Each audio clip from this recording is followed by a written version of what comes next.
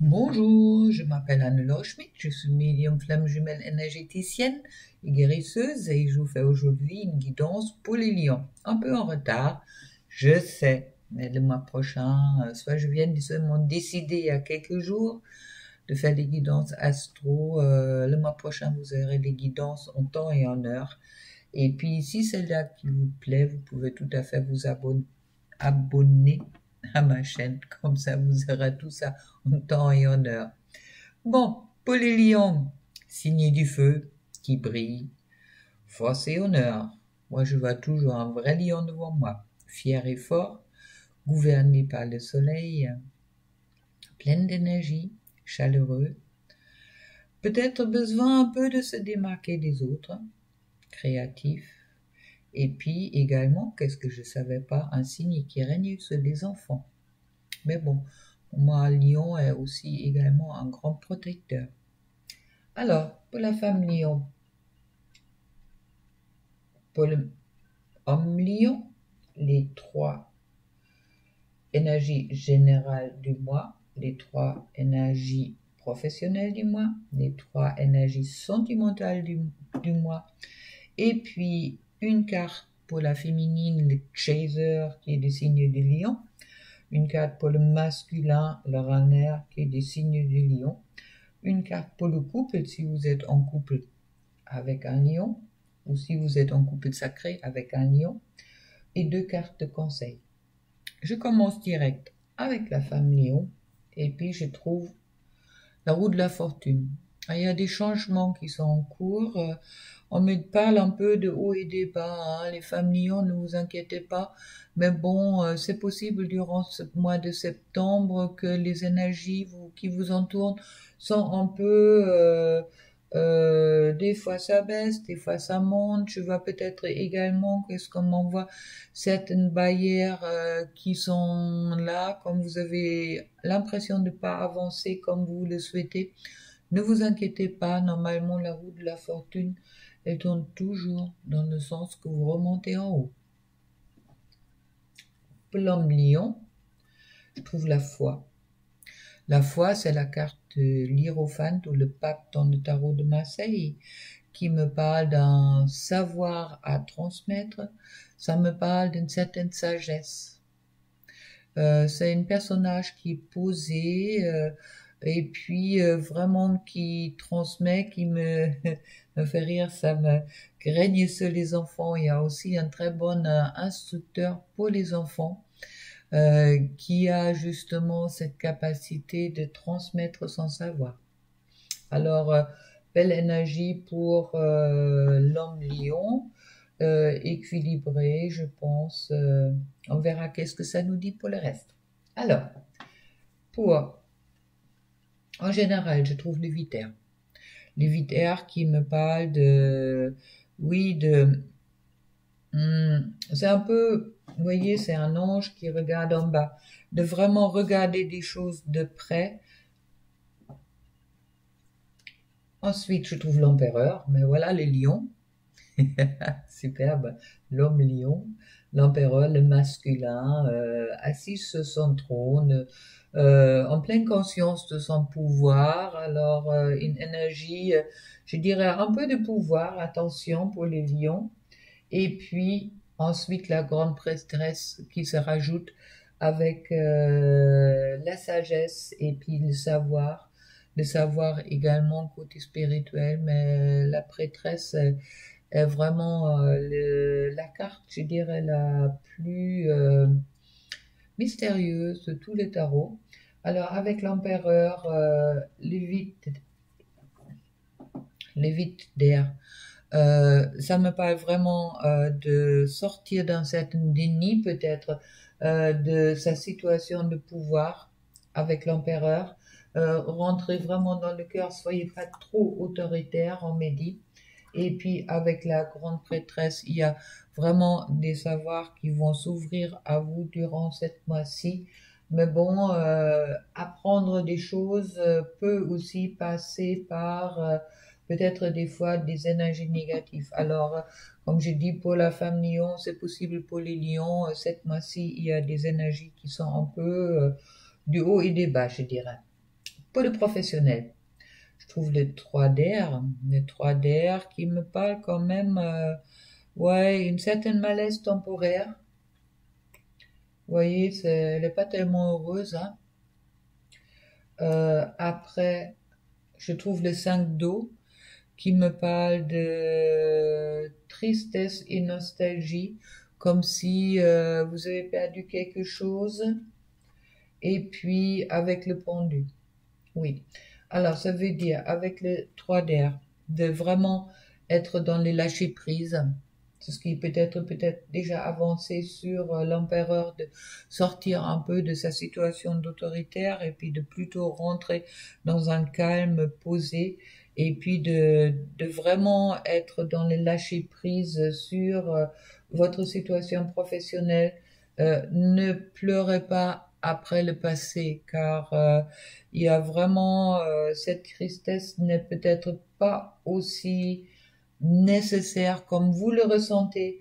Vous êtes peut-être pas pendu dans une situation, car dans tous les cas, avec la carte du pendu, il y a aussi les changements qui s'annoncent, car vous êtes en train d'acquérir de nouvelles croyances ou des nouveaux points de vue. Alors, il y a une transformation en cours. Alors, à vous de voir comment vous prenez des choses. Mais bon, si vous les prenez dans le côté positif et comme un apprentissage avec la grande prêtresse, à ce moment-là, tout va se passer bien. Pour le sentimental, je trouve la reine d'eau. La reine d'eau qui me parle des émotions, douceur, fluidité. De la tentation. Tentation, je crois, le mot est pas pour soi. Et puis la 6 de feu qui me parle de sortir de l'ombre.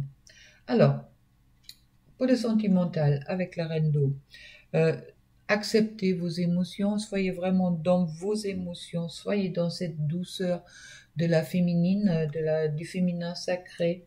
Faites attention de ne pas rentrer dans les excès. On me dit également, ce sera peut-être important, on va la matière là, d'accord, cœur et matière, on va cette pomme avec le cœur et puis la matière qui a l'argent.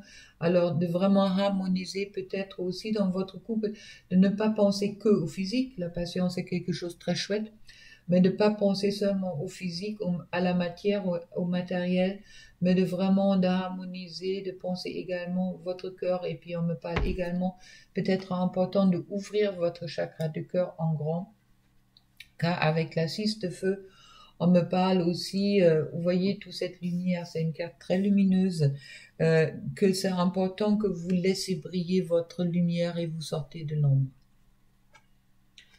Maintenant, pour les couples sacrés, je trouve, pour la féminine, la chaser, je trouve le 2 de feu, feu, action, on voit deux jumelles, ça tombe bien, une en rouge, c'est vraiment le feu là, c'est pas fait. Alors, ça me parle peut-être aussi d'un échange égal en énergie.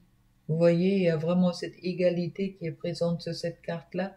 Et puis que les deux, autant le rouge, autant le jaune, sont présents sur le feu. Alors, soyez vraiment dans cet échange égal et puis soyez aussi consciente de cet échange égal d'énergie. Ça veut dire que quand vous êtes dans les énergies négatives, votre autre est aussi également souvent dans les énergies négatives. Alors, soyez dans le positif, brûlez dans le bon sens et puis avec le sourire. Et puis, pour le masculin, le runner, je trouve le 7 d'air. Le 7 d'air, c'est une carte assez spirituelle, car le grand, il y a le troisième œil est grand ouvert avec les ailes d'ange, qui me parle aussi de peut-être de pas être trop strict, mais de chercher peut-être aussi une approche plutôt bienveillante envers cette situation et puis de peut-être aussi sortir de ces croyances limitantes, car là c'est un peu comme le prêtre, je sens des dogmes là-dedans, de sortir de ces dogmes et puis de vraiment s'ouvrir à une spiritualité du cœur, hein, qui est comme la tentation, là on voit bien le cœur, Soyez bien dans les cœurs, les lions, et surtout si vous êtes le renard dans la relation sacrée. Et puis le couple, je trouve le 8 d'eau. Bon, d'eau, émotion, c'est plutôt positif. L'œil est grand ouvert, c'est un homme souriant avec les chakras qui sont bien équilibrés. Alors, qui me parle de vous concentrer vraiment sur le côté positif. Ayez le sourire dans votre couple. Pensez vraiment, ayez dans cette confiance. Et puis, pensez-y que l'équilibre vient aussi de votre positionnement. Si vous vous positionnez dans quelque chose de dur, dans quelque chose de rude, soyez vraiment plus dans la douceur, dans un équilibre, dans une égalité, comme on montre bien cela féminine. Et puis, oui, soyez aussi peut-être un peu plus léger. D'accord? Soyez bienveillante envers vous, on me dit. Soyez vraiment bienveillante l'un envers l'autre. Maintenant, le conseil, on parle du succès. Bon, ça va parler au lion. D'accord? Un tigre. Mais bon, il y a du succès. Des succès. Et puis, deuxième carte, le mental. Oui. Alors, c'est en compréhension de toutes les cartes que j'ai tirées sur le lion. Le conseil pour le lion, c'est vraiment de peut-être sortir de son mental et ne pas seulement penser au succès, mais de vraiment rentrer dans cette ouverture du cœur et puis de voir des choses, comme on dit avec la vitre, d'un autre angle. Soyez dans votre discernement, d'accord? Et puis, voyez pas seulement le superficiel, mais rentrez vraiment dans la profondeur de vos sentiments. Et puis, sur le cadre professionnel, laissez-vous vraiment changer d'optique, d'accord? Il y a peut-être dans le mois de septembre que les lions, il y a certains lions qui vont peut-être un peu très carré, très, oui, très ferme. Ouvrez-vous un petit peu, comme il est dit, pour le pape hiérophante. Soyez un peu plus dans cette douceur. Soyez pas trop dans des émotions ou dans... Oui, soyez pas trop strict, on me dit directement. Voilà. Bon, c'est là pour le lion. Alors, si vous souhaitez une guidance personnalisée, vous savez que vous trouvez mes coordonnées en dessous. Et puis en attendant, je vais essayer de vous avoir votre guidance pour le mois d'octobre en temps et en heure. Je vous souhaite un bon mois de septembre, malgré qu'il y a peut-être des petits hauts et des bas qui sont à prévoir. Alors restez dans le positif et les choses vont se changer dans le positif. Et puis avec tout ça, je vous souhaite plein d'amour et puis à une prochaine. Au revoir.